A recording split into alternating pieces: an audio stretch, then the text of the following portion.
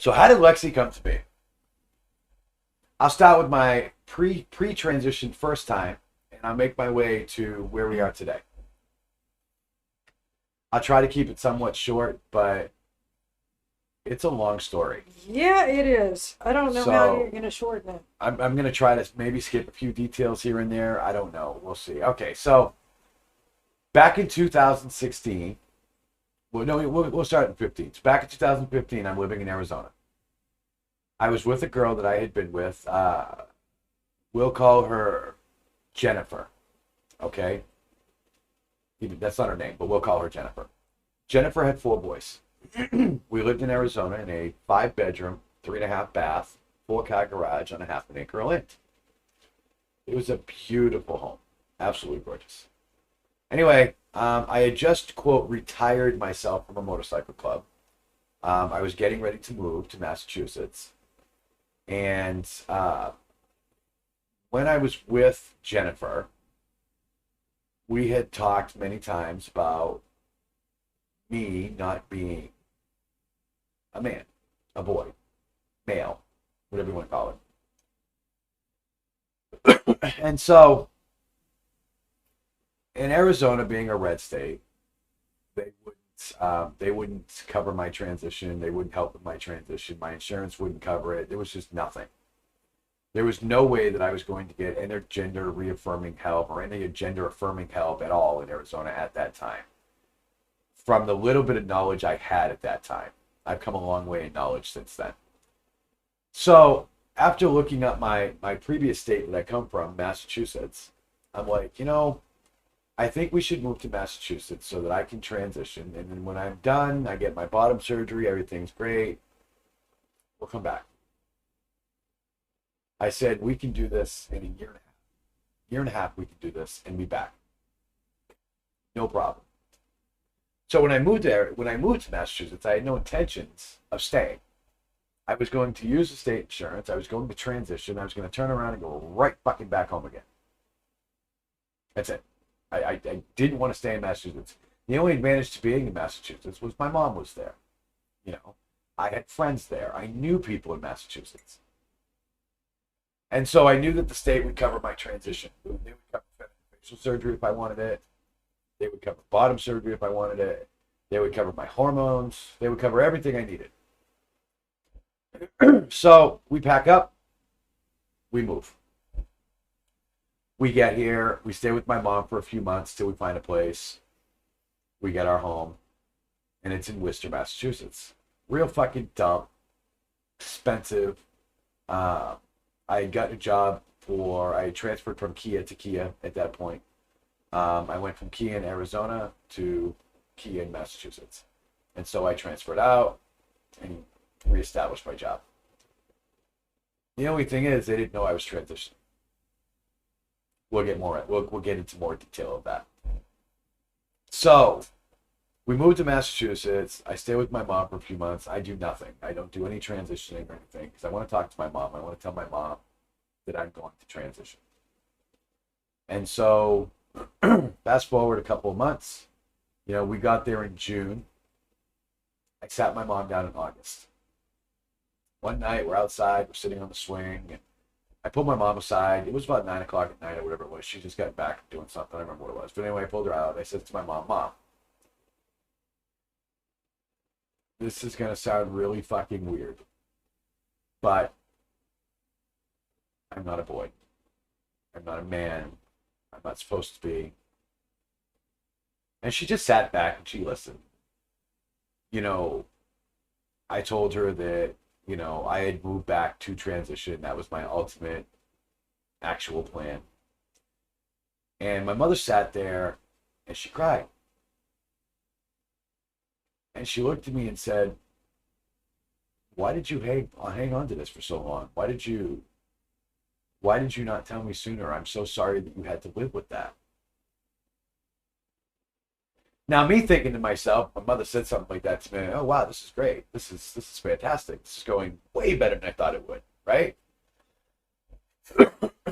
My mother's sitting there crying. She's so upset. She just wants to be happy. And, she'll support me. She'll stand behind me, blah, blah, blah. Perfect, I said. So the following day, I roll myself out in a pair of girls' jeans, right? I'm still working at the time, but I roll myself out in a pair of girls' jeans. And so I'm still living with mom, and a few months go by, and we decide, like I said, to move to Worcester. And then I'm now with this girl, her 4 boys, my son. My daughter is staying with her grandmother because she was going to school in Leominster at the time, wanted to finish out high school there. I said, okay, great, you stay there. It's too much for me to travel back and forth right now. Perfect. And so I start my transitioning. I contact a place called Fenway Health. It's in Boston. And I start going to see them. October 27th was my very first meeting with Fenway Health. October 27th comes. We drive all the way to Boston from Worcester. It's about an hour's drive, give or take. We get there. We sit down, her and I. We talk to the doctor. We listen to what the doctor has to say.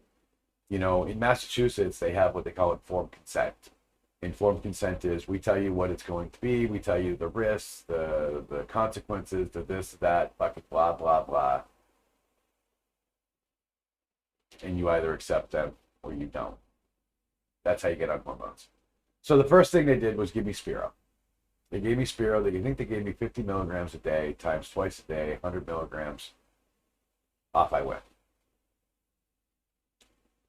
I start taking my Spiro.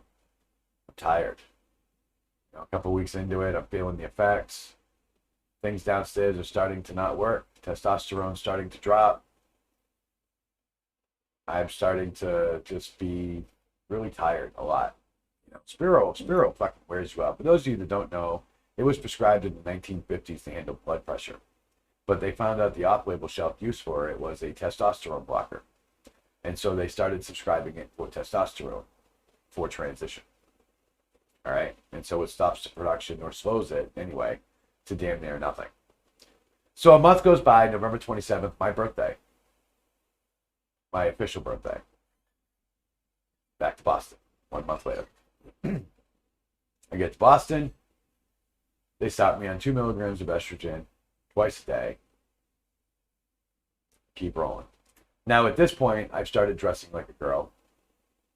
I've started a little bit doing my makeup here and there. I wasn't real good at it back then, so I didn't really do a whole lot of it. And so I started wearing it, and this thing is no longer working. One night I went to have sex with my significant other, Jennifer, at the time. And she got pissed off at me. She got pissed off because she was trying to give me a blowjob, and I just wasn't getting hard. It just, whatever. And so she got mad at me. She thought that I wasn't turned on by her, that she wasn't turning me on. That's because people are listening, Ariana. So she was mad at me. Like, it wasn't like I wasn't turning her on or she wasn't turning me on, but I was fully fucking turned on. It felt great. She was doing a great job. Everything was good. She's pissed at me. So needless to say, we don't end up having sex. She starts arguing with me. You know, why don't I turn you on? What's wrong with me? Do you not love me anymore? Is my body not pretty anymore? Blah, fucking blah. And I looked at her and I said, look, you knew when we started this was going to happen. One of the adverse side effects of testosterone blockers and estrogen is shit stops working. Which was perfect because, well, I didn't want it working anymore. I hated the goddamn thing. Yeah, well, Crystal knows the story, and she's a little upset that anybody would even act that way. Yeah, I can't even. Anyway, just a little bit of research would tell you how to get around that. And so we argued over it nonetheless. Well, that's when things started getting weird. Things started getting weird about a week after that. This was the type of woman that we had sex anytime I wanted it, anytime she wanted it, just like Crystal Murray. healthy, active sex life. You know? Well, it got to the point that when we were having sex, you know, it wasn't the same.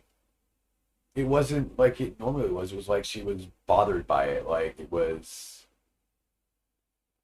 God, embarrassingly enough, I hate to say it, was like, are you fucking done yet type deal, or, oh my God, this is annoying, or whatever. It was just, it wasn't sex. It was just, I don't know what it was, but it was almost as if she just didn't want it and it was just doing shut it the fuck up. I really don't know at this point.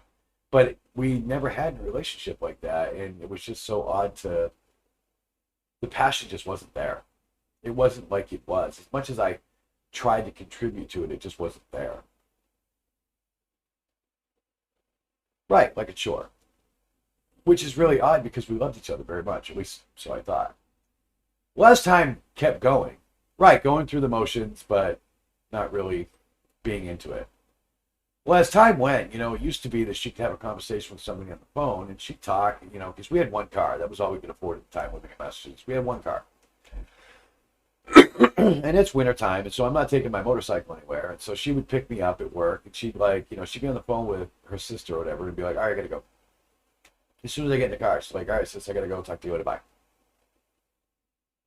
Okay, once, maybe twice, I get it. That's cool. You want to talk to me, whatever it is. Okay, cool beats. But it started happening a lot to where she wouldn't talk on the phone around me with her sisters. She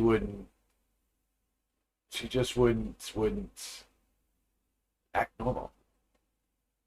And so I asked her one day, I said, since when do you ever get off the fucking phone when I get in the car with you? It's not like you have anything to fucking hide. I said, I know you're not cheating on me, so what's the problem?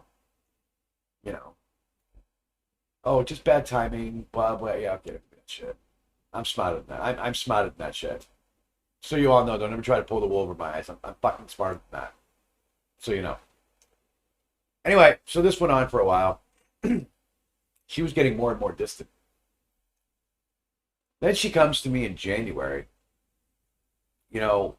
says that she wants to move back to Arizona.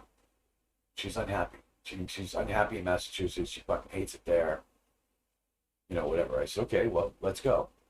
She goes, well, yeah, but that's going to create problems. Because my ex-wife moved across country with us when we moved back to Massachusetts because she had family members. I mean, that's where we came from, And so she ended up moving out of Arizona back too, because we divorced in Arizona, and she just followed us across. Anyway, long story short, as far as this part's concerned, she goes, well, now you have custody issues you need to work out. So here's what I was thinking. She says, well, what I'll do is we can pack the house up. We'll put it in storage. I'll go back. I'll get us a place. I'll set it up. After you work out your custody issues, a couple of 2-3 months, whatever it takes, I'll fly back. We'll get a truck. We'll drive everything over. Sounds okay. Seemed all right. But my gut said otherwise. So the first words out of my mouth are, okay, so you want me to stay here and deal with custody issues. You want me to let you go across country. Yeah. So are you leaving me? No. You didn't hear what I said, she said. I said, no, I'm asking you, are you leaving me? I heard exactly what you said. She goes, no, I'm not happy here. I don't like it here. It's my kids hate it. I want to go. I said, okay, well, I'll go with you. I said, I will work my custody issues out from there. She goes, no, you should do it while you're here. It'll be easier, blah, blah. Well, me being me and the emotional me, I bought into it. Stupid. But I bought into it nonetheless. I'm like, you know what, whatever. And so as the time kept going, we started packing some of her things. We started packing the house up. But I noticed that a lot of things were getting packed separately. Her things, my things, her things, my things, her things, my things. So I said, Joyce, you're leaving me, aren't you? No. I'm not leaving. I'm just taking a few things with us that I think we'll need in months. I said, well, by the time you move, it's going to be March, April. Do you need Christmas decorations? Do you need this? Do you need that? All you need is clothes. I had bought a second car by that point. What the fuck? You know? I was an emotional mess at this point. And I mean an emotional mess. Crying, scared, worried. Puberty. Mm-hmm. About to feel like I'm about to be alone. And I knew I was about to be alone. But she kept telling me different.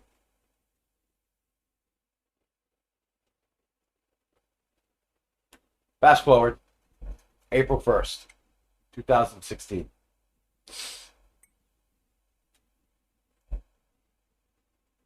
Well, she could have just ended it resting. I was prepared for the answer. I asked her many, many times, are you leaving me? Even on April 1st, 2016, we stood on the front porch of my apartment building. I helped her pack her car. I helped the kids get ready to go. We got them all in the car. I see her for the last time. I give her a kiss. I'm crying recklessly. I'm an emotional mess. I'm losing my shit. And I asked her one more time, are you leaving me? I mean, she's already packed and ready to go. No. I said, okay. I guess it's the last time I see you for a little while. And so she gets in her car. She starts driving away. I'm an emotional wreck.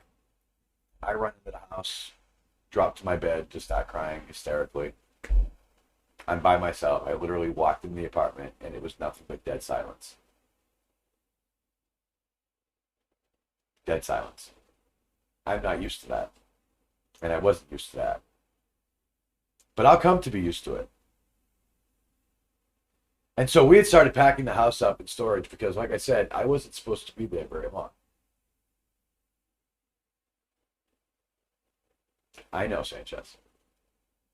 So we weren't supposed to be there very long. I was going to move into my truck at this point, just for a few months.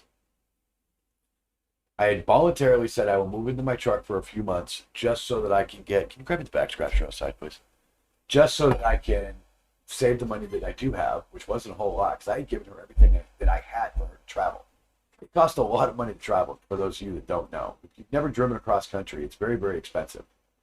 And so I had given her everything I had except a few $100s. And at that point, I was working. Well, I had to take a couple of days off. I needed it. I was a mess. I couldn't get myself together. I was too goddamn sad and fucking depressed. And so I couldn't get my shit together. And so I had to take a couple days off. Well, that couple days cost me my job.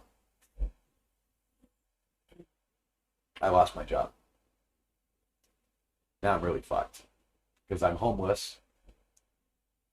I'm packing my apartment up, putting it in storage, getting ready to move into my car with my dog. I drop my son off at his mother's house, tell my son I can't take care of him anymore. I can't tell you as a parent how hard that was.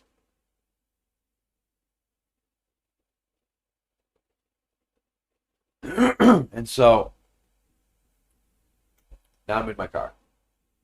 I call her a couple times during the week. Ask her again, are you leaving me? No. As she's traveling down the road, she tells me that she's taking a detour. She's taking a detour to go see a friend in Killeen, Texas. She's driving through fucking Tornado Alley at the fucking worst time of the year. April. Tornadoes are popping up like crazy. I'm watching it on the news. They said, don't drive through Tornado Alley. I'm telling you, go right to Arizona and go above it. She wouldn't listen. No, I'm going to see a friend. Fine. So she goes to see her friend. She ends up staying there in Killeen, Texas. I couldn't even tell you how long. And I'll get to that after. I couldn't tell you how long she was there. I know it was a while. And so she moves in with her friend for a little while. She gets a job. I'm trying to get a hold of her all the time, right? I'm living in my car. Well, after about a week of living in my car, I'm on the phone with her. It's about 2 o'clock in the afternoon, give or take. And she comes out and says, I don't have any faith in our relationship. I don't know if I can handle you transitioning.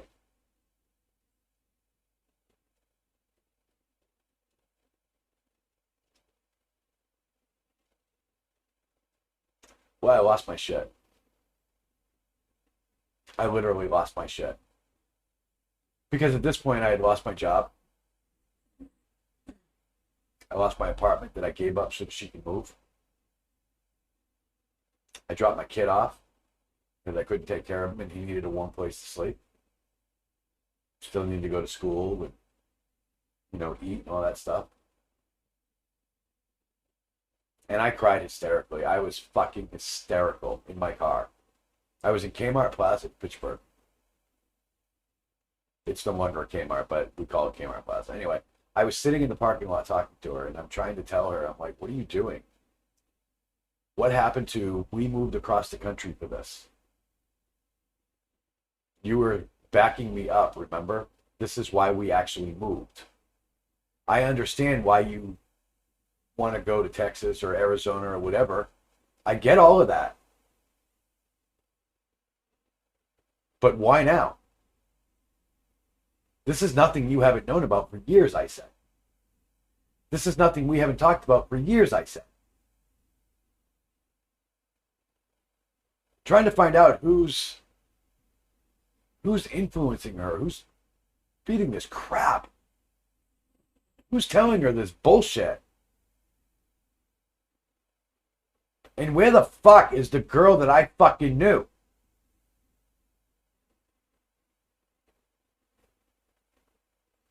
Well, that was time number one I tried to unalive myself. I slit my wrist right here. Decided that was a bad idea. Sought some help. Spent 3 weeks in a mental institution. 3 weeks. Do you know how many times she called me? Anybody want to guess? I'll give you the option. Anybody want to guess?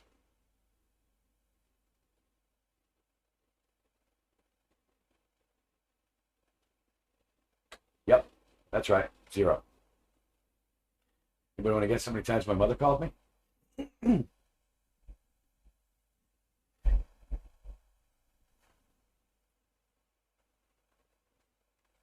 Yep. Big fat goose eggs. So anybody want to guess how many times my mother called me? By the way, she was only 10 minutes down the road from this place that I fucking went from A to fucking Z on that one. I started in Gardner and made my way all the way to fucking Devon's, Mass, which was really interesting. But nonetheless, nice facility, brand new. Supposed to be death proof. Not quite. None. Yeah.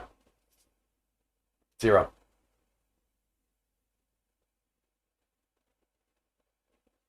Well, Remember I am heartbroken for her. Remember I told you folks that my mother was supposed to be on board? Mom was crying, all I want you to do is be happy. Well, when I moved in my car, after a couple of days, it was really fucking cold outside. It was -10 while I was sleeping in my car at night. Just me and my dog. It was fucking cold. I asked my Mom, can I move in for a while? I need a place to stay.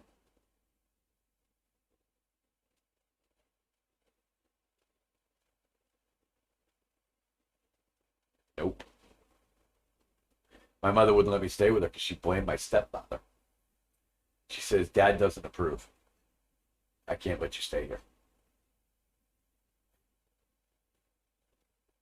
Her own child. On the street. Living in a car. -10.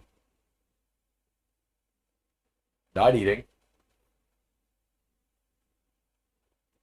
I had $204 my name. That $204 had to put gas in my car, feed me, drinks. No gas in the car, I couldn't stay warm, so gas was priority. Right? Gas is priority. And so I made sure gas was priority. So I spent 3 weeks in insane asylum anyway. Tried to off myself 2 other times while I was there. They said it was supposed to be unaliving proof. I showed them their holes. I showed them the holes in the place. But when they discharged me, after being in a place for 3 weeks, having really no contact, because anytime I did try to contact her, whether by my mother, once in a while I would get a hold of, but Jennifer seemed to be too busy to talk to me. The dog stayed with a friend of mine. I made friends with one of the nurses, one of the doctor's offices that I had. She was kind of, which is the same place that I went to when I tried to unalive myself looking for help. And so she had actually taken my truck and my dog for me.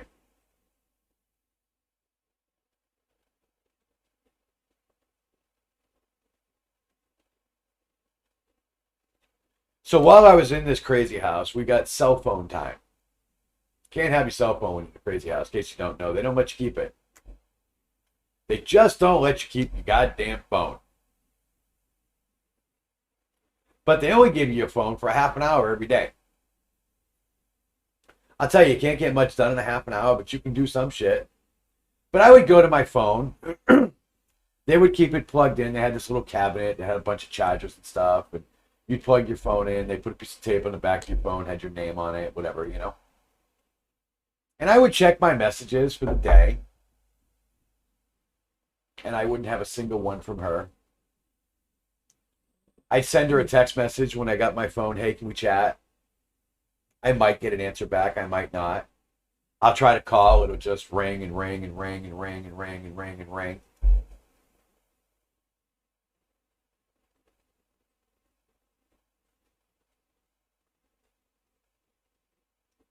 And so when they decided to discharge me 3 weeks later, I wasn't ready to go.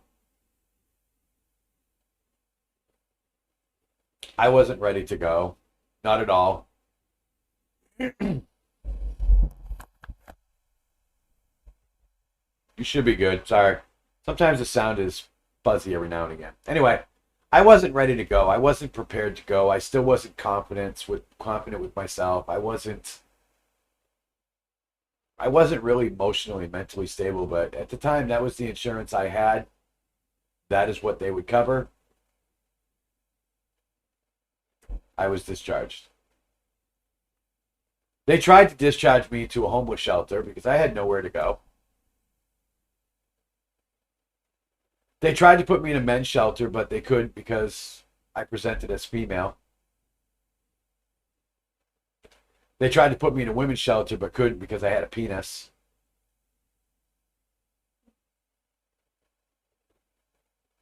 So ready or not, kick to the curb. Time to go. I made arrangements with the nurse who had my car and my dog, and she made sure to leave it out front for me with the keys in it. They gave the keys to the reception desk, and I was able to pick my keys up on the way out. Well, I get in my car and tried to call her. No answer. So I decided I'm going to drive to Killeen, Texas. But I don't have the gas to get there.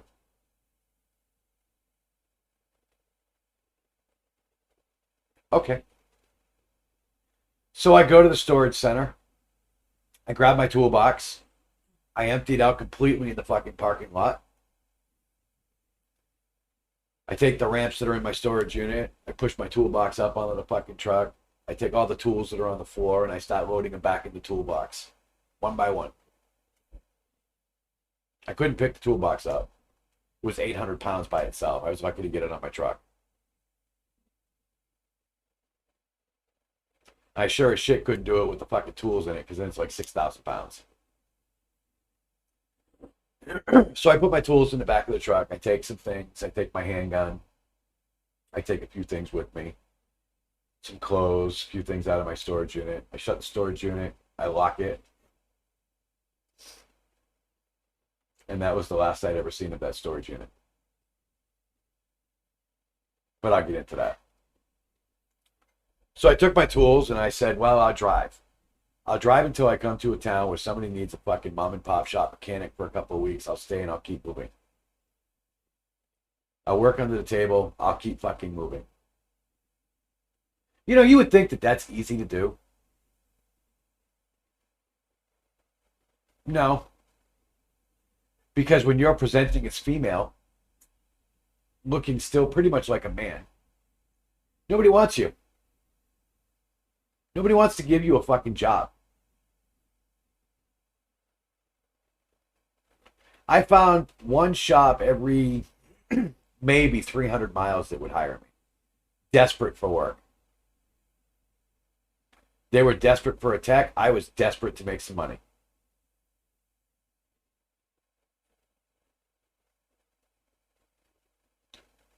So I started driving around the country. I'm by myself. What else am I going to fucking do? Hang out in a state where nobody wants me? My mother doesn't want me. I can't really see my kids because where am I going to take them? In the middle of the winter. I can't afford to take them anywhere. The last time I ate good until I got on the road was when I was in the mental institution. Was the last time I ate good until I got to South Carolina.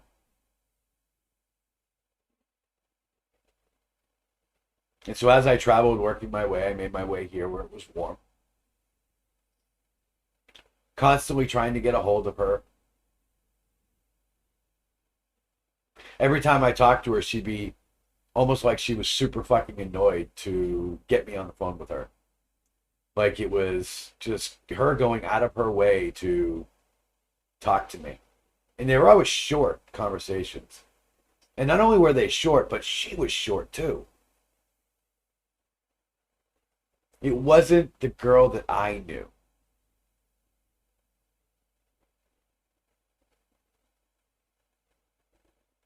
And so after traveling the road for a little while, I get here to South Carolina, like I said. In between, actually, we stopped in between in Baltimore. I was so hungry in Baltimore that I actually tried to sell myself. I was so hungry. All the money I had to go to gas. I had to get to the next town. I had to find a place that would hire me. So I couldn't really afford to eat. I'm like, you know what? Yeah, Crystal's fine. She's sitting here listening. Okay. And so I couldn't really afford to eat. And so I got to the point where I'm like, you know what? I got something people want. I'll sell myself. Chick with a dick, great. Everybody loves that. Tons of fucking old gross people out there. Somebody will fucking give me money for it. I know that. Well, I met a pastor that night who walked up to me and asked me what I was doing. And I said, I'm pimping myself out, selling my body. Are you interested? I didn't know he was a pastor. He goes, how much? I said, what are you offering?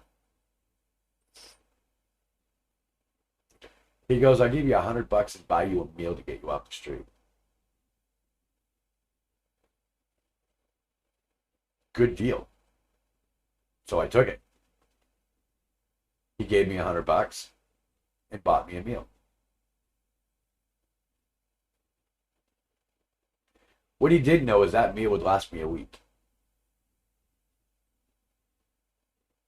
I got a burger, some fries.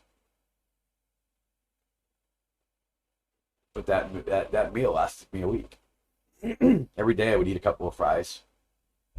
I'll tell you, you don't know gross until you eat fries that are 4 days old and cold. But I had to put something in my fucking stomach.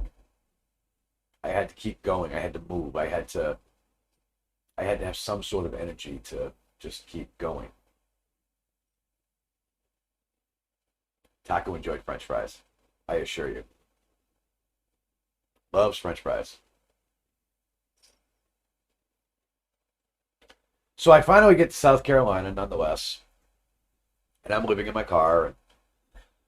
And the local Firestone's looking for help, and so I apply.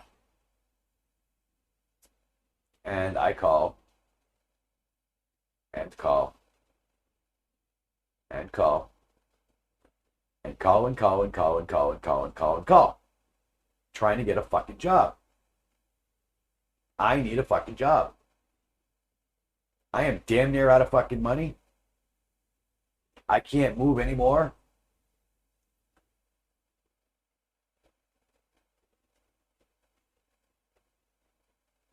Well, I finally get a call about 3 weeks later when I get through to somebody. They give me an interview. I used what gas money I had to go get my drug test, this, that, the other. I get the job. I explain my situation to the manager and say, look, I don't have anywhere to stay. Can I keep my car in the parking lot? Can I live in the parking lot while I work? I just use the washroom to clean up, do what I got to do, and I'll stay out of the way. Nobody know I'm here. Yep, that's fine. Whatever. So now I get a job, which is great. But I have no money.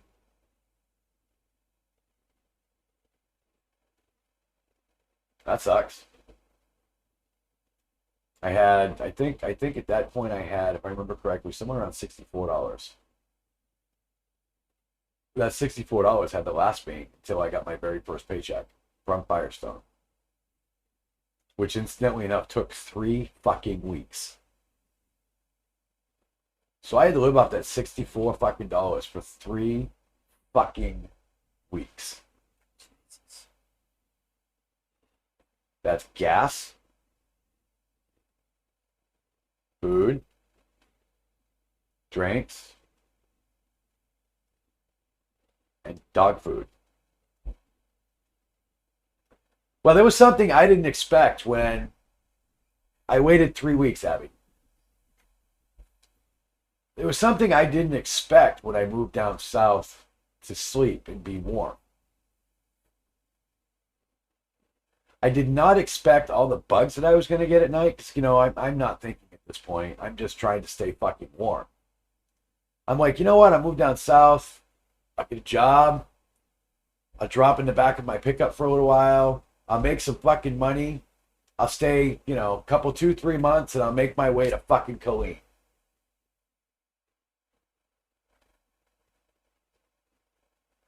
Seems like a good plan.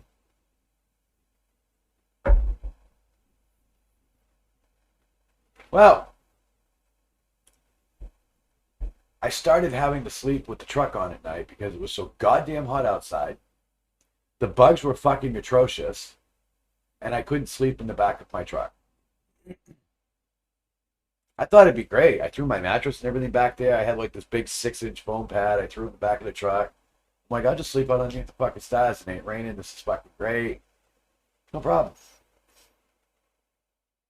Yeah, that didn't fucking pan out. I moved back into the back seat of my fucking truck. Too much fucking noise outside, number 1. Too many fucking bugs, number 2. Too goddamn hot, number 3. So now I'm sitting there running my truck all night with fucking air conditioning. At least before, I could turn it on a little while, warm the truck up, shut it off, and stay warm for a few hours, set my alarm, get up, start the truck, and do the whole cycle over again. Well, no, I had to keep my truck running 24 fucking 7 if I was in it.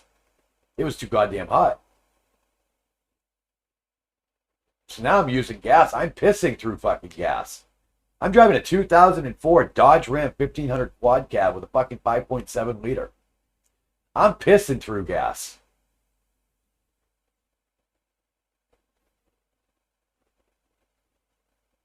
Well, $64 lasted me 9 days. 9 fucking days. I waited 3 weeks to get my check. I lived off of chips, candy bars. Once in a while, the boss would buy free lunch. I'd eat a little bit, put the rest in my truck for later. But I made it, nonetheless. I made it to week 3, obviously. No, Abby, on my days off, I just kind of sat in the truck. Hung outside, took a walk. I couldn't go anywhere. I couldn't afford to. So Taco and I would go for a walk. And we'd up and down Wade Hampton Boulevard. Just up and down all day doing nothing.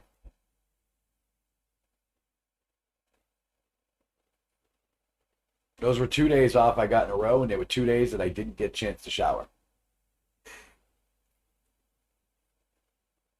I do not have the truck now. I'll get into that. That's coming. So, let's fast forward about a month. And so about a month, I'm still trying to get a hold of her. Barely talking to me. I can't find any way to convince her that what she's doing is wrong. That, we had always been drawn towards each other, or so I thought. That we were supposed to be together. I mean, we fought hard to even be together in the beginning. And I felt like she was being influenced by something that didn't make any sense to me. And I told her, I said, who is influencing you? Who is trying to change your mind? Who is telling you to do this? Because you were all on board, and then all of a sudden you are not on board. Well, this is where things got really fucking weird. Now all of a sudden everything was my fault. Everything is my fault.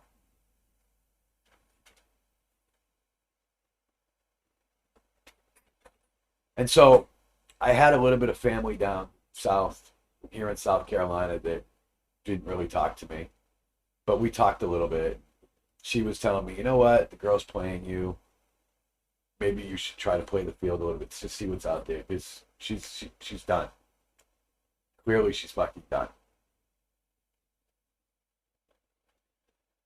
And at that point I was desperate. I was desperate for just anything. Anything I could get my hands on, attached to, whatever. I was lonely. I needed help. I needed a place to stay. I needed something reliable.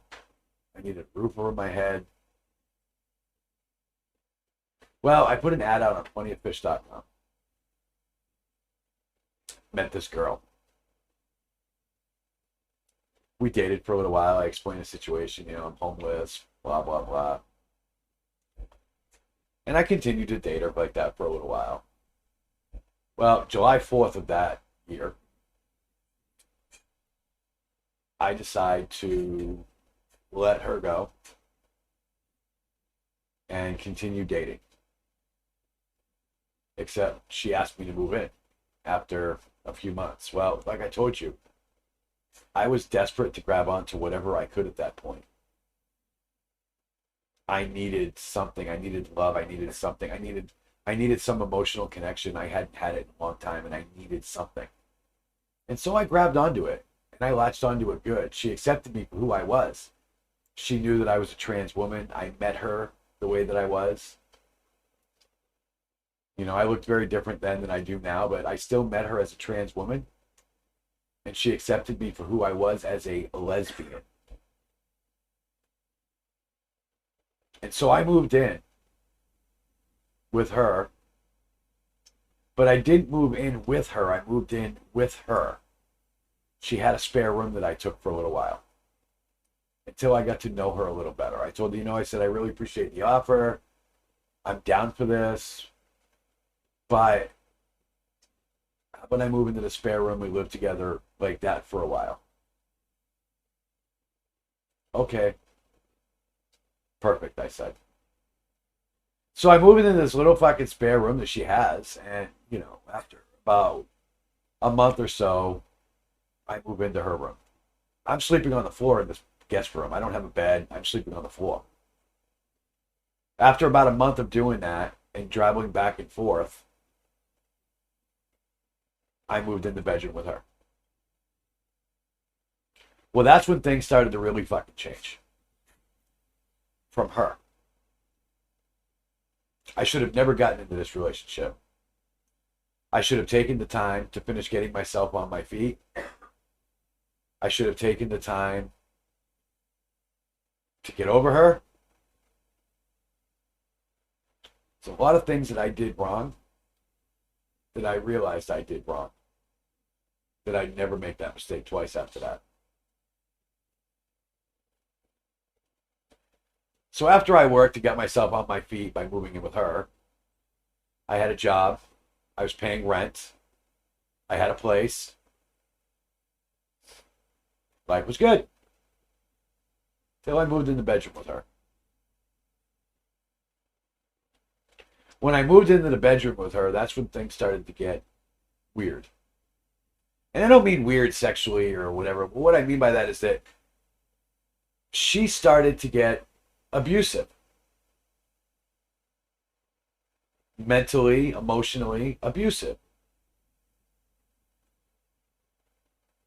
Physically abusive. Well, by then, what am I going to do? I'm paying the rent. Because we're a couple, you know, I'm paying the rent. I'm helping to pay the bills. We're socially together. Things got really bad. So bad that when I would talk to some of my friends, I could have a conversation. And the conversation went something like, you know, I'd be talking to my friend D about sex or something. And she'd pick up my phone in the middle of the night when I was sleeping. I used to use my thumbprint on my phone. And she'd go through my phone at nighttime and she'd see a conversation that I'm having. She literally used my thumb one night while I was sleeping to open my phone. I sleep like a horse, for those of you that don't know. When I'm out, I'm out. One morning she woke me up. It was like 2 o'clock in the morning. Threw water on me. Flipped the lights on. Ripped the covers off. Threw water on me. Pulled me out of fucking bed. Literally.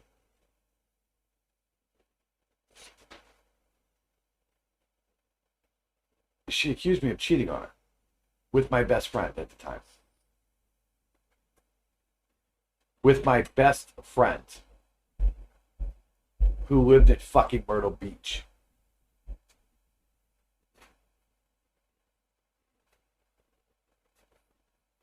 So the relationship went on like this for about 3.5-ish years or so.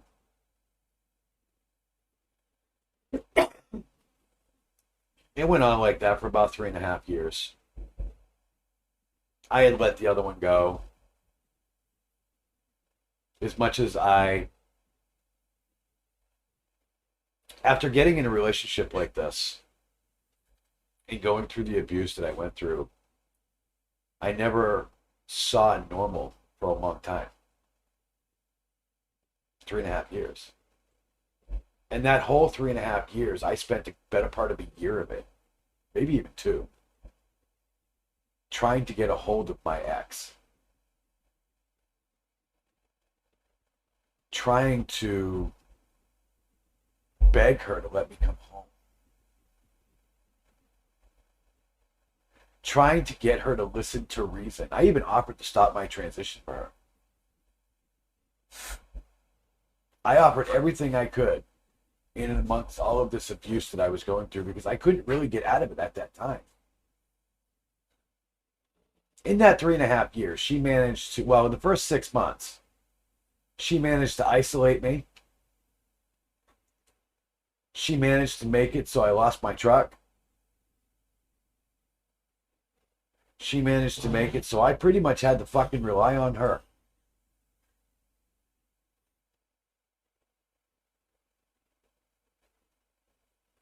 She handled the money in the house, and so I'd give her the money for my truck payments, and I'd say, pay the truck.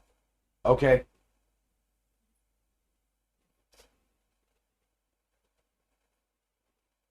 Nope. Truck payments weren't getting made. One morning, I take my car, go to work. Tow truck shows up at my work. You can imagine how confused I was.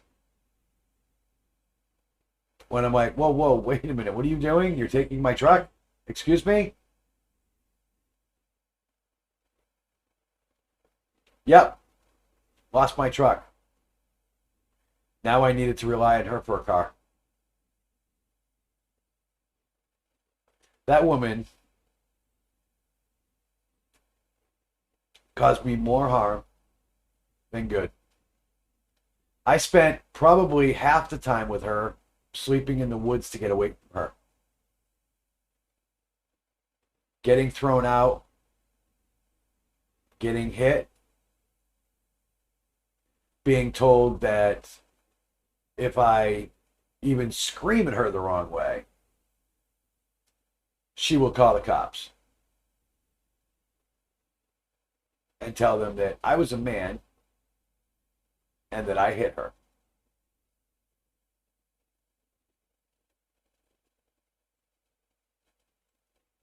Yeah. And so what would I do? I would try to get away and she would corner me, and I would try to get away and she would corner me. Well, one day I finally got smart. And I made a go bag. And I put that go bag at work. With that go bag at work, I put a little prepaid credit card. And every week, I would put a little more on that little prepaid credit card. Because you see, my hours, my money was watched very closely.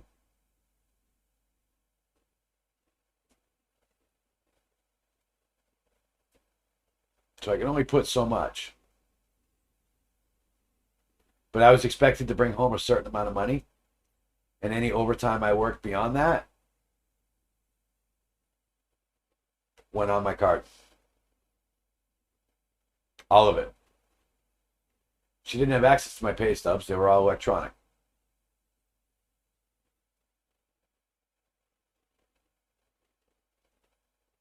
And so I did this until I had enough money to move.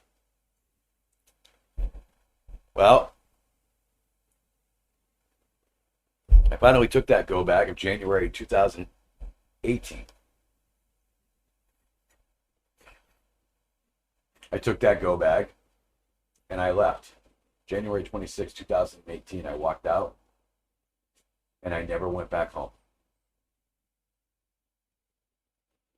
I even took my dog to work that day. And I never went back.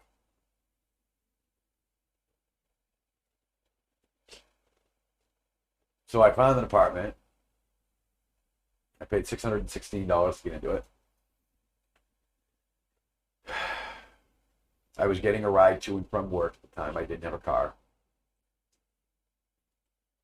I slept on the floor of my apartment for about 6 weeks until I could afford to get a bed. Well, that bitch fucking went to every apartment complex in fucking Greenville until she found me.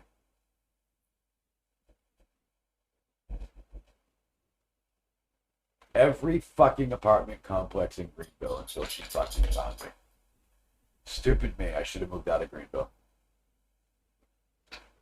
I switched jobs. I changed apartments. I literally just fucking appeared.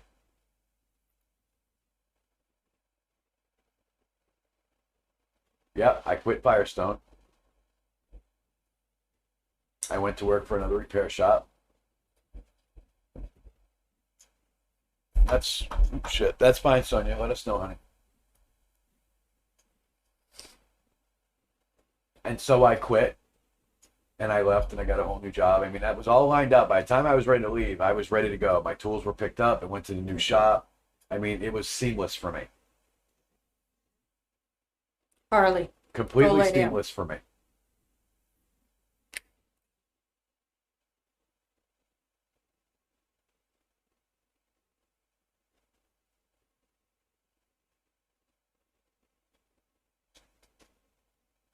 So that whole year, and I'm cutting as much as I can out of this story. We're going to be here fucking tomorrow. I've cut a lot out, and I can go over that later. But there's a lot that I've left out, and it's kind of intentional because it needs to be. So that whole year, 2018, she was working at, I think, BMW, and I was working. And every day after she got out of work, she would come to my house and she would knock on the fucking windows until I answered the fucking door. And I wouldn't answer the door. I would just pick up my cell phone and hit 911 and show her through the fucking window. Not doing this with you. Not fucking doing this with you. And she'd get in her car and she'd leave. And she'd come back a couple hours later and do the same fucking thing.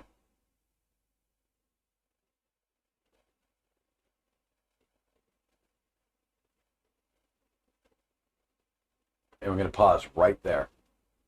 I'm going to have a cigarette. And we're going to pause right there. I'll be right back. Right back.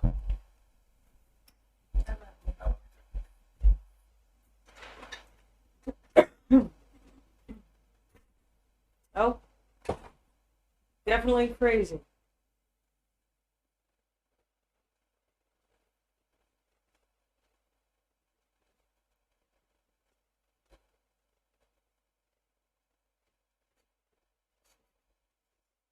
It is. She had a lot of issues when we got together.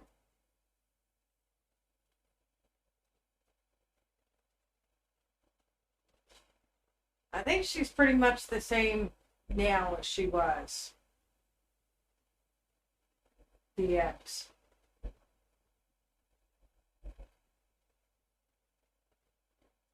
Thank you, Fallen Angel. We're glad that you're here too, hon. I'm okay. I've heard this quite a few times. Yeah, actually, she does.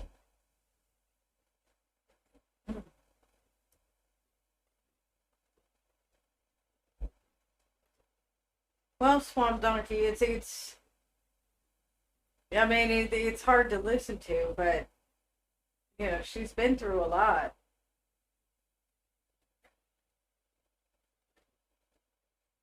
Evil, you're right. There are a lot of people that go through shit like this.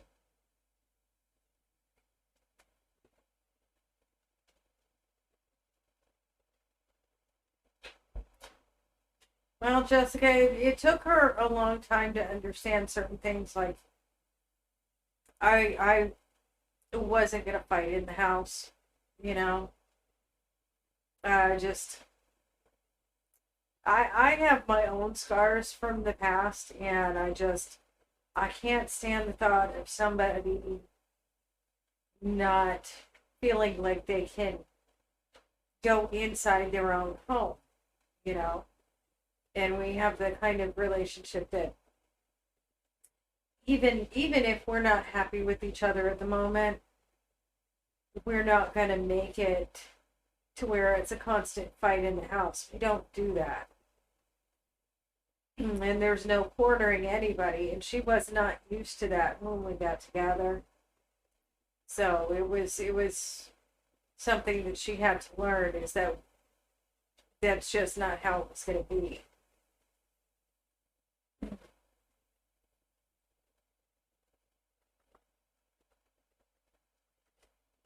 Thank you, Casey. But every angel does have horns too. I mean, none of us are perfect. I'm doing good, Samantha. Oh, well, Tegan, this woman is the same. I don't think she's really changed at all. No, Jamie, but she wasn't married to either of them.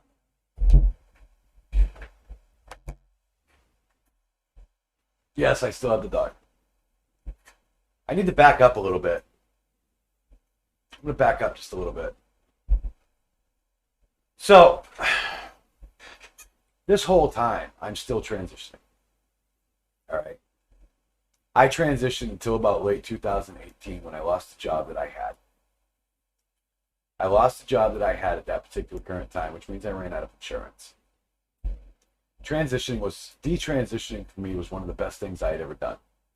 And I know that I didn't want to do it. I didn't want to stop. But in the end, when I look back at it, it was one of the best things I did. And here's why. So while I was with her,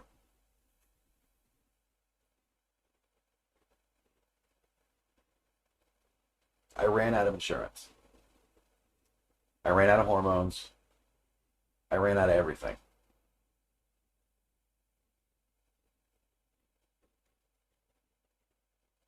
Detransitioning helped me get out of this relationship because it allowed him to come through. The him part of me is a fucking nasty prick. That part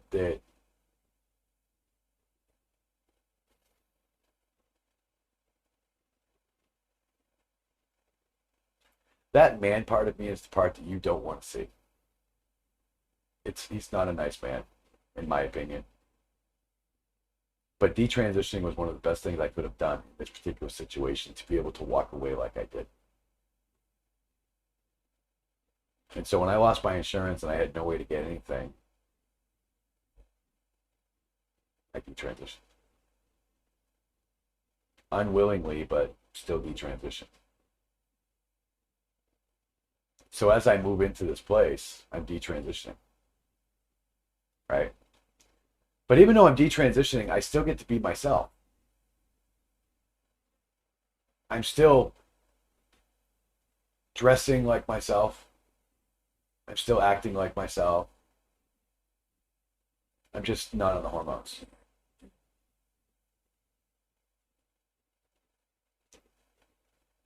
And so, about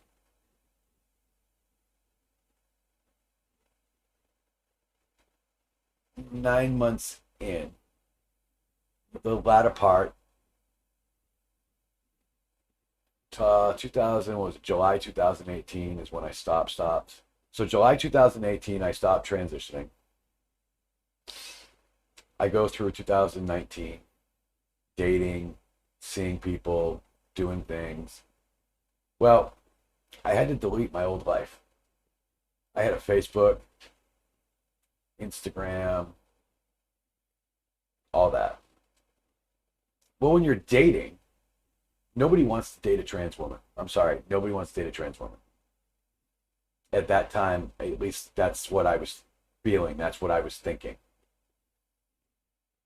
I know now that that's not true. But back then, I'm like, if I don't erase my life, it's going to bite me in the ass. Every time I dated, before I erased my life, somebody I was dating would figure it out. They would find my Facebook, or they would find my Instagram, or they would find something connected to me and find out why my name was Lexi. Because I changed my name back in 2016. when I was still with this girl.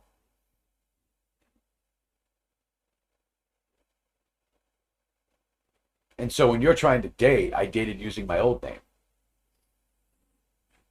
And I would tell people that my parents hated me, or I would tell people that my family was Russian, so they named me Lexi. You know, and I preferred to go by dead name. It was just easier.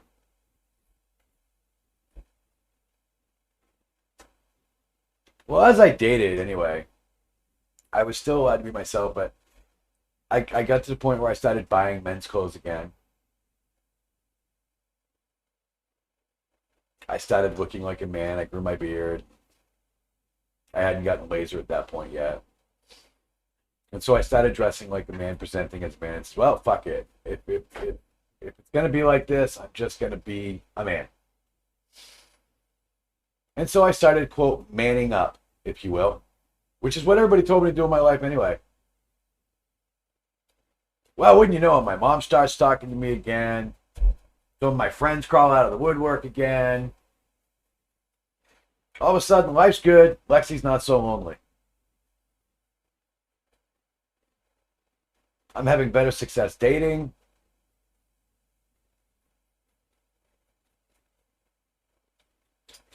But I was still dying inside. Dying because I had the chance to live my life for 2 years almost. Almost 2 years, 18 months. As myself. I got to be me. I got to see and experience life as me.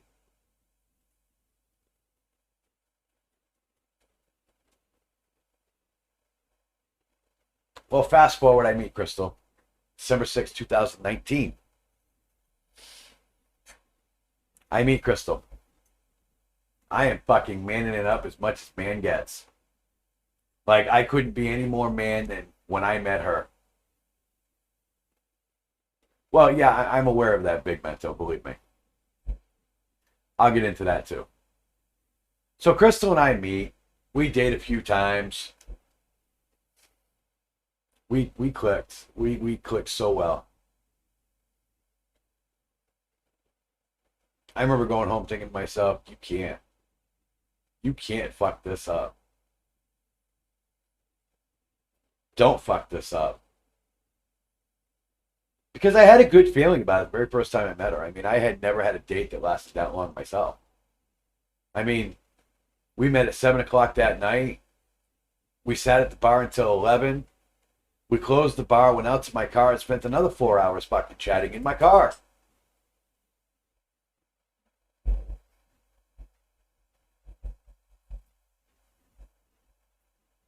Don't fuck it up, Lexi. And when I met her, I told her to use my dead name. I was so confused. But she respected it and used my dead name. And I can't tell you, after hearing Lexi so many years, what it was even like to hear my dead name out of her mouth. Constantly, every day. Because what she doesn't know is that every time she fucking used that name, it was like she put a knife in my fucking back, because that's what it felt like. But I didn't want to screw up my relationship. And she would have called me Lexi, I'm sure of it.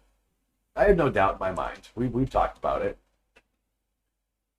But I didn't want to give her a girl. I wanted to give her a man. And so we got married January 28, 2020.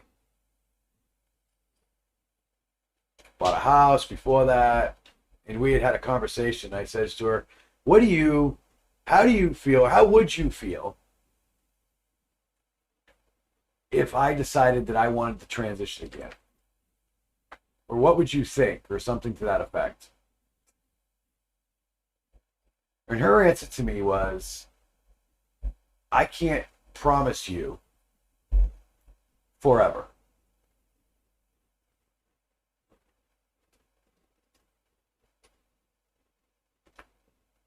Okay, time to shut the fuck up.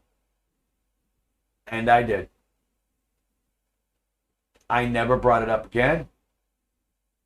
I never talked about it again. I never said another fucking word about it.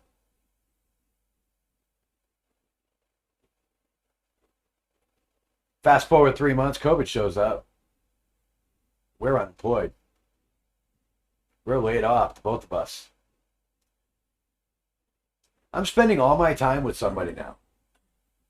I don't have that opportunity to be myself anymore. I don't have that opportunity to live in my apartment and be me. Just be who Lexi was. I had to be the man.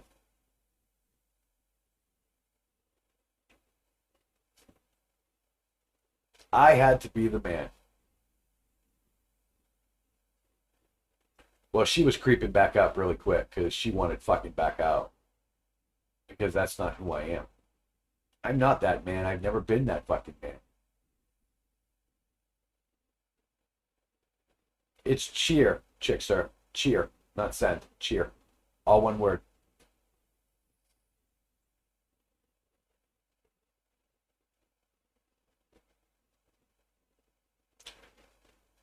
So now we have all this money coming in from the government. I'm unemployed. We're going to be unemployed for a long time. Crystal and I didn't really see an end. We didn't know when the end was going to show up. So I start keeping myself busy because she's knocking at the door.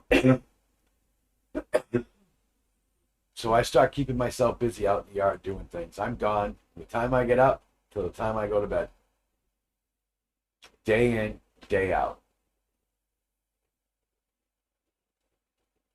And this went on until unemployment ran out. When unemployment ran out, I said, well, come across an ad on Facebook where a guy's looking to have some tree work done in his yard. And I had done tree work back in my early 20s. I'm like, oh shit, I can do this. I could really use the money. Unemployment's out. I says to the guy, give him a little history, blah, blah. Says, yeah, come on down, do it, give me a price, whatever. I go down and give him a price. I don't remember what it was, but I knocked down a bunch of fucking pine trees, leave them there, clear a path, be done. I'm like, you know what? I can make a business out of this. I can do this. And so I started the tree company. And I put everything I had into that tree company.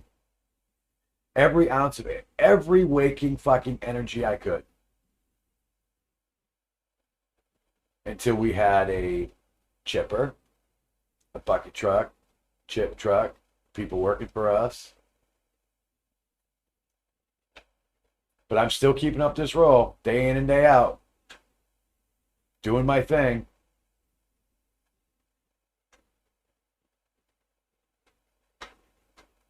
Well, at this point, I'm fucking miserable. I'm not spending any time with Crystal. And I mean any. I'm working 7 days a week, folks. No time. Don't have time.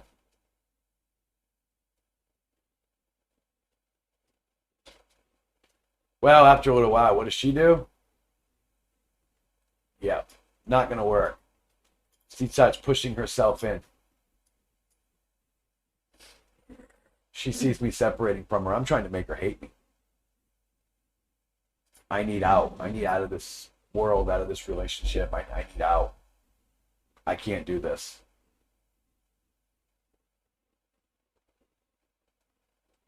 I can't do this. I'm telling myself because I can't give her this person that she fucking wants because she's screaming she wants out. I need to be. I need to be me.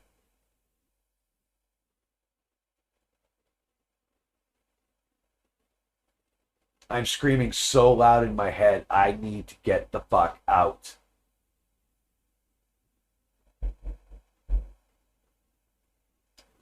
And I get more and more and more distant.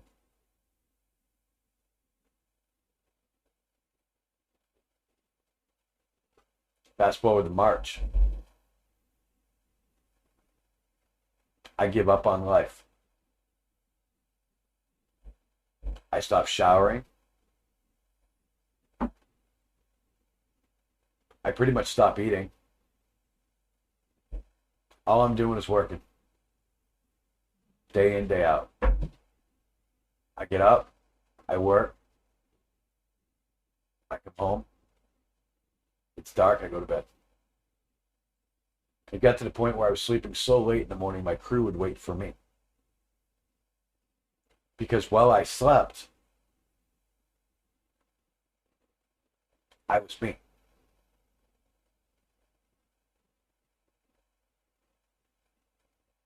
I didn't want to wake up.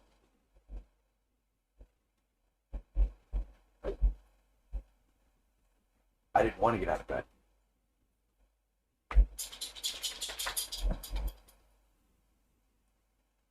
Because every time I got out of bed,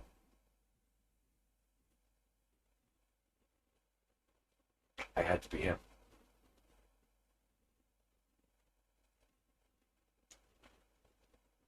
And so I said, well,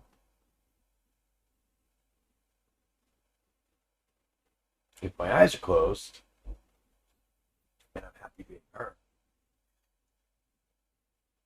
I can make it permanent.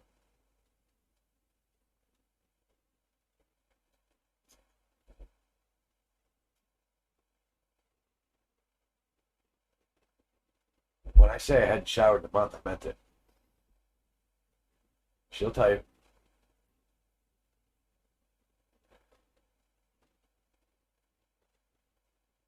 It's easier to sleep and be yourself than it is to get up and go do something. I didn't want to get out of bed. I didn't want to wake up.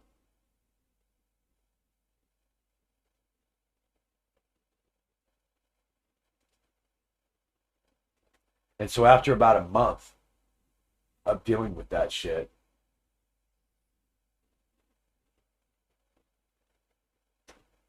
I decided that I was just going to put a gun in my mouth and call it a day.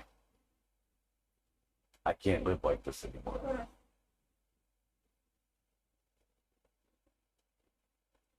And so I put a gun in my mouth.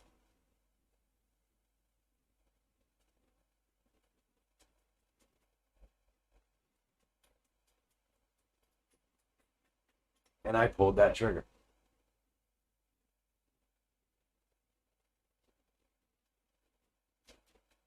It didn't go off. I dropped that gun on the ground and I just cried. And I cried. Because I was so tired. I had all I could.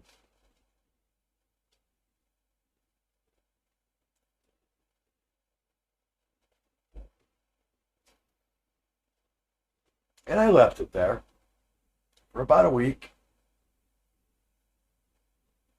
And I went back because I wanted to know why it didn't go off.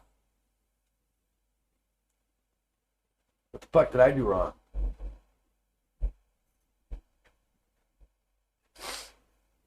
Well, I do my own reloads. I've done thousands of reloads. Thousands.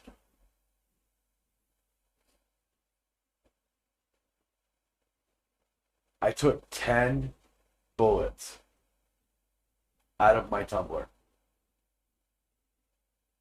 10. I loaded the magazine.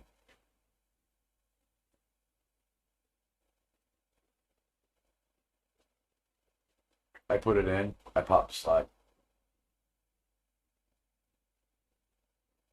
I pulled the trigger.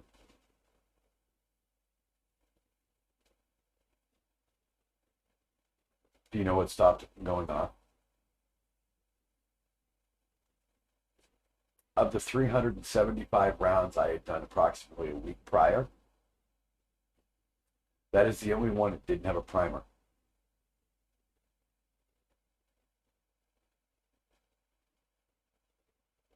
That was the only bullet that didn't have a fucking primer.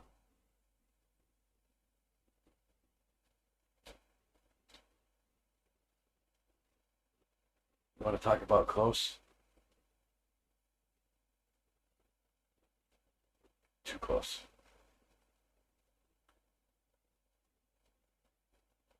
So about 2 weeks later,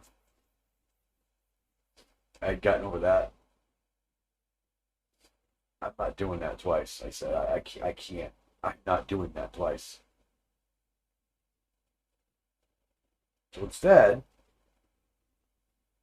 I had a bottle of depression meds I was going to swallow.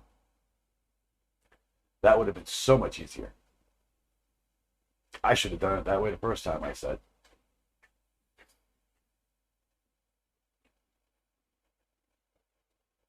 Then Crystal steps in. Sorry, ladybugs. We got trigger warnings here.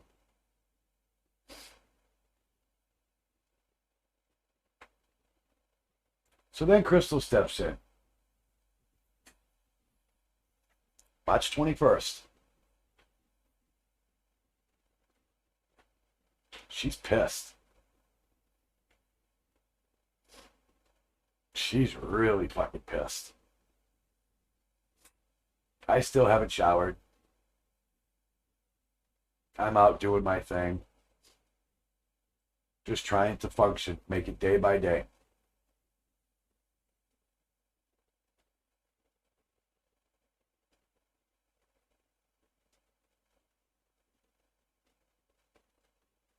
She says, we had our couch here. We had a sectional right there, and we had it here. And she says, Lexi. I walk past her into the kitchen. I grab soda, whatever it was. I'm on my way out the door. I got places to go. I'm trying to beat the daylight. I got estimates to do. I come out of the kitchen. Start walking out the door. I said, love you, I gotta go. Nope. Lexi. Of course, just insert dead name. We gotta talk. I don't have time to talk. I'm on my way out the door. Can this gotta wait? We can talk when I get back. No. We need to talk now, she says. I don't care what you have to do. We need to talk now.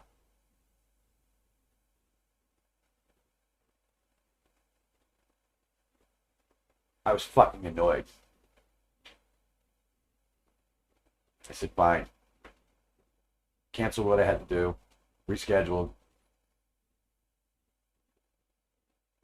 Sit down, she says. We gotta talk. No, I'll stand.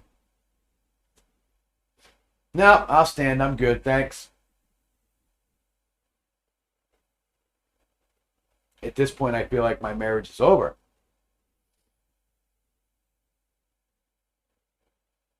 I'm thinking to myself, she's going to divorce me.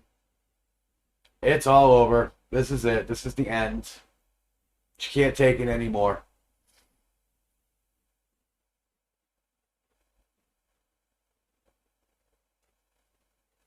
She says to me,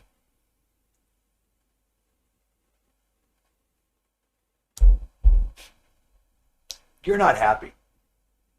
He says, I'm perfectly happy. I said, I love you very much. What's the problem? She goes, nah, that's not what I mean. She goes, you're not happy with yourself. You haven't showered in a month. You're miserable. You don't love yourself. I don't want part of you. I want all of you, she says.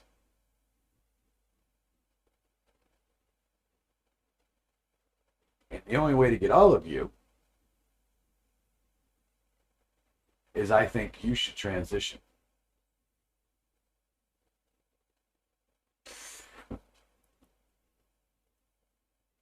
Let me tell you how I felt. I didn't know what to do.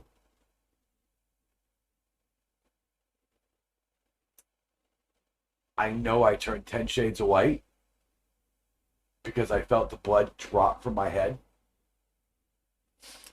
You asked me what the fuck I was talking about. I did. I played stupid. What are you talking about?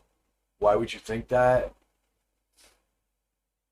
Meanwhile, I'm thinking to myself, what have I done?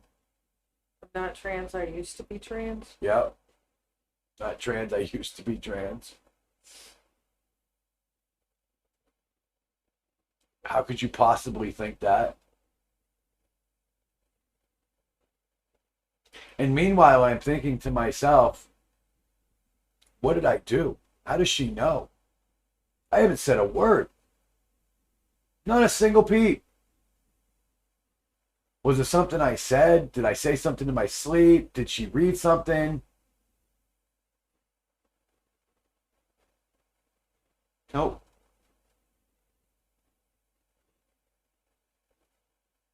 She just observed me. And so I told her, I said, I need a few days to think about this. I think you're wrong, I said. But I need a few days to think about it. I don't think you know what you're asking me. Little did I know she had been researching for 6 fucking months. I can tell you right now that when she said it, the weight of the world came off my shoulders. And I mean it. The weight of the world came off my shoulders.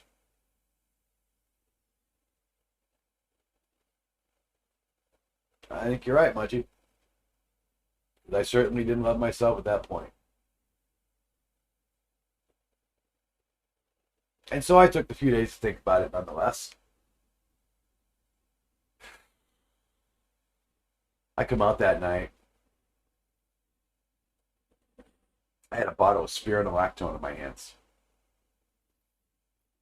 Remember I talked about that in the beginning. Well, I had some left over. I had about a month's worth.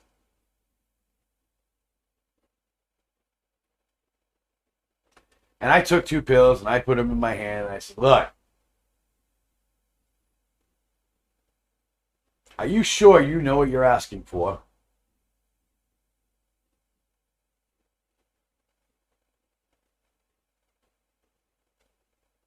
I said, I'm going to do it.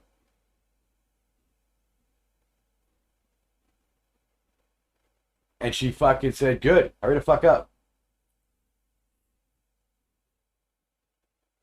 I said, you understand what you're asking me for? She goes, yeah, I get it. I said, I'm not going to turn back. She goes, yeah, and? Practically fucking daring me. And so I took them. That night I shaved my beard.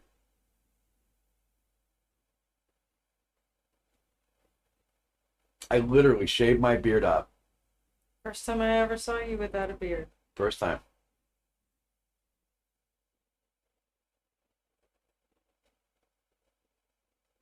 I literally shaved my beard off after 3 fucking years of having it.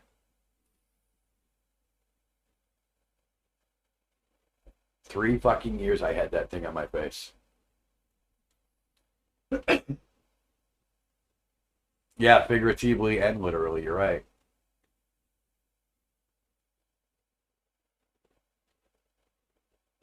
And so the hunt was on. I'm starting my transition. I want to get hormones. I only got so much Spiro to last so long. We need to find a doctor. The hunt is on. And so Crystal finds birth control on the internet. Well, the doctor was going to take too long to get to. And then we ordered some stuff overseas. That was going to take too long to get here. That was the only thing I could do. Because the nearest doctor's appointment that I could find was August with an endocrinologist. Well, after doing some more research and talking to my addiction specialist doctor, I found out that there was a new doctor that joined the clinic who was looking for patients who wanted to take care of trans patients.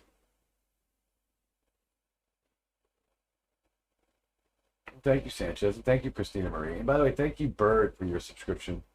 Appreciate it. And so he wanted to take care of trans patients. I mean, the timing was impeccable because it happened a few weeks after I told my doctor, my transition specialist, or my addiction specialist rather, that I wanted to transition. They're like, that's kind of interesting. I said, because there's a doctor that just joined our clinic. He deals with trans patients. You could be his first. And I was. How long did you have to take the birth control pills? About 2 weeks. About a week and a half. About a week and a half. Yeah. I literally only had to take birth control about a week and a half until I got my injections.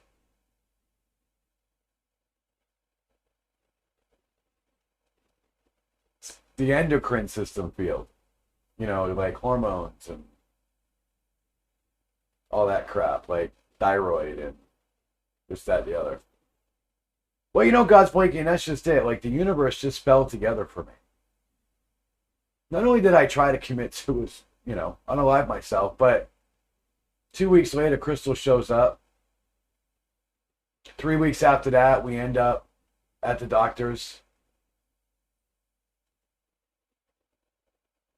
And so April 21st, 2021, I got my first shot of estrogen, 10 milligrams. And then so the story starts.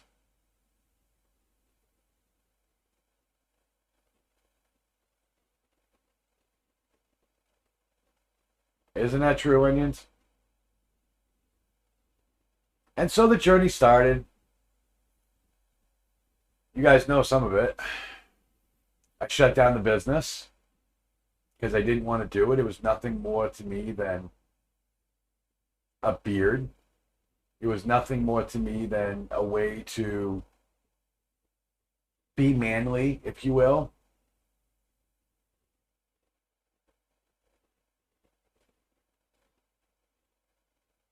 And so I shut it down. I didn't want to do it anymore.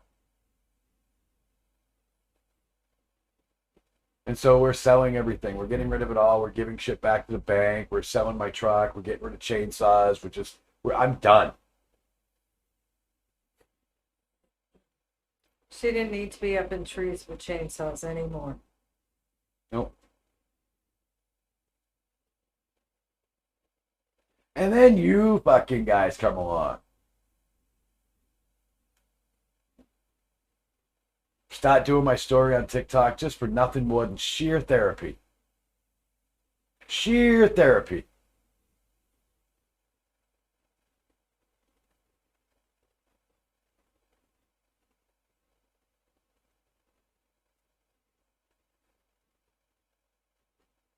Started on TikTok doing lives and videos, and moved to Instagram, and then before you know it, in October we go to Twitch. And look where we are now. Almost a year later. Going strong. Doing well. A wonderful community.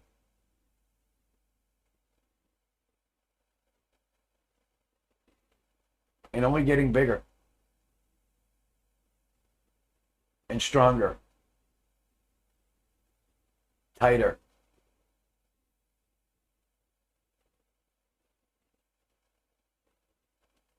And every so often I tell this story because a lot of you haven't heard it. And I skipped along the way to kind of shorten it down. But there's a lot of you that haven't heard it. And then there's a lot of you that have. I do, Sanchez. I love you guys back because without you, I wouldn't be here. I wouldn't be doing the things I'm doing if it wasn't for you. If it wasn't for everybody in this community, I wouldn't be here to tell my story like I'm telling it. I would be here to educate like I'm educating it. I would be here to do any of this if it wasn't for you. Oh, Field, I sleep so much better now.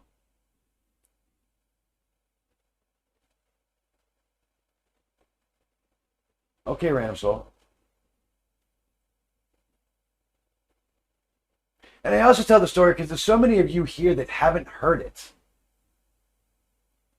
There's so many of you here that don't understand how everything just went click, click, click, click, click, click, click. Yeah. And it's crazy how that happened. Isn't it? I have been through hell and fucking back. Twice.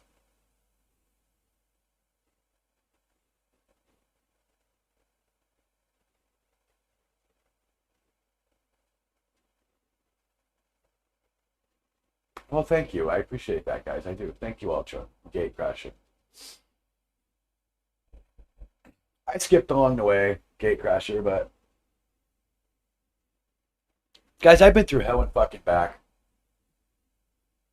I'm not an expert, but Jesus, I got some experience, let me tell you.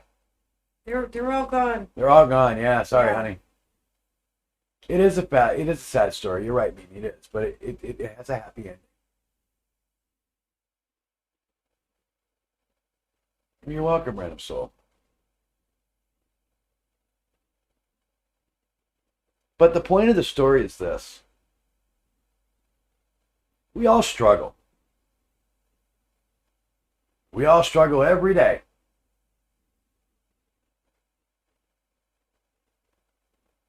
Well, thank you, Little Mo. But if we just don't give up and strive a little farther, a little more every day, we'll get where we need to be.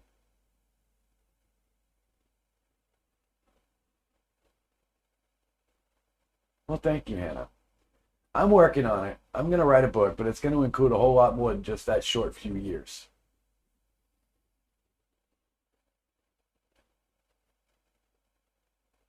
So listen. Time is now 10:15.